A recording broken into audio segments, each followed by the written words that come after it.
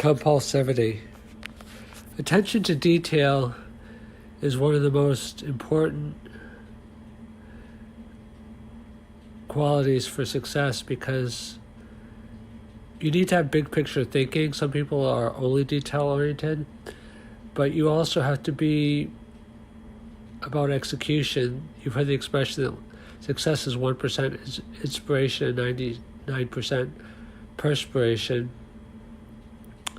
But the great attention to detail has a diminishing point of returns and actually becomes negative predictor of success when it goes into compulsivity. So there's a few different aspects of this that I want to examine a little bit. One is in work, one is in relationships. Let's start with relationships. So you have to,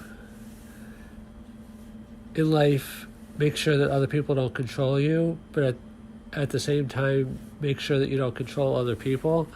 So that fine dance of autonomy and guidance, I mean, this applies not only to equal relationships, but I believe, I don't have kids, so I'm probably not 100% qualified to talk about parenting, but I do want to say a couple things, and I do have other qualifications that I could list, but I'm not going to get this into this really deep, and this isn't meant to be judgmental in any way.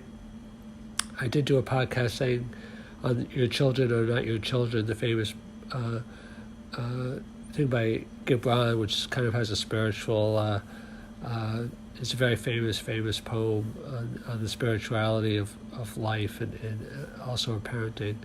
But in terms of relationships, including parenting, but even broader, that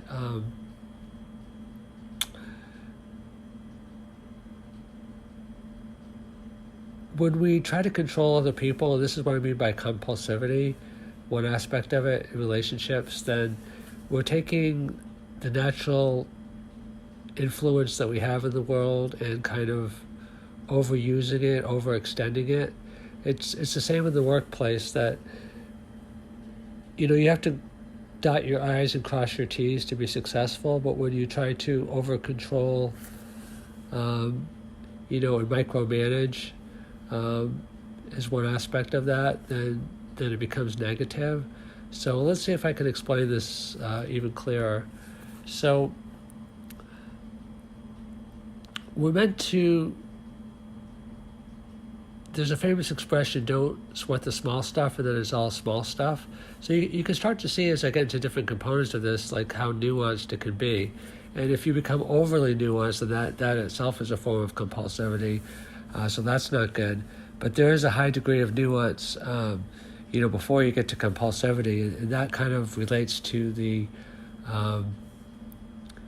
fine attention to detail. That some people just have very black and white thinking, and those people tend to generally not be as successful because life is, a little bit more nuanced than that sometimes. A little bit more gray in a lot of areas. And what's appropriate and beneficial and successful in one circumstance is not necessarily in another. So you have to be able to tell, A from B from C. But in the work situation, you want to be able to see the forest for the trees. So you want to be big picture. But then when you start getting into implementation and execution, because 99% of successes, the saying goes, is execution. The world is full of good ideas that never get realized because they're not well executed. Then you want to be really, really concerned about quality, but you don't want to be perfectionistic. So the reason why a lot of people, in my belief, are not more successful is because they proverbially eyes are bigger than their stomach, or another way of saying it is another saying, which is that they bite off more than they can chew.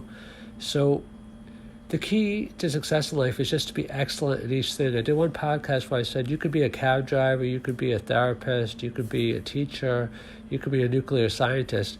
If you are just like at the top of your field in terms of like every word, if you're a wordsmith, every move of the scalpel if you're a surgeon, is just precise and elegant, precision and elegance is a combination that is not always found together, because a lot of people are very precise. They understand the nuance, but they're not elegant. They're kind of rough in there. So you can be precise without being elegant. You can also be elegant without being precise. Some people are like very flowery and elegant, and demonstrable in a way that's kind of entertaining and very positive, but they're not precise. So if you can be both precise and elegant, but without being perfectionistic. Perfectionistic is on that point of diminishing returns, where you have slipped into compulsivity.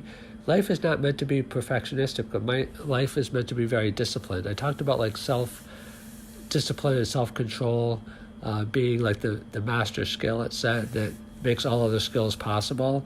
Like even if you have, courage is another one. I think courage and self-discipline are the master skills, because if you have great intelligence, if you have hard work, if you have a lot of other great qualities, but you don't have self-discipline and you don't have courage, then you're going to have like a much lower ceiling in terms of what you can accomplish. So in regard to compulsivity, don't bite off more than you can chew. Really just focus on every action, and even every thought, because action arises from thought. Having it be both elegant and precise, and but don't become perfectionistic. Don't slip into compulsivity, but don't have a lack of persistence. Don't just say, well, it'll work out, or don't give up easily, or don't, try to only be big picture. Really sweat the details, but don't become compulsive. That's all I have to say about it, because anything more would be crossing the line into diminishing returns.